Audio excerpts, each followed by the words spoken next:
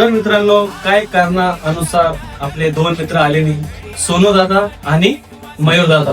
त्यांच्या वाटच्या आम्हीच कापून घेतात, ते काय आले नाही, आम्हालाच करणार पडी. चला बघत राहा.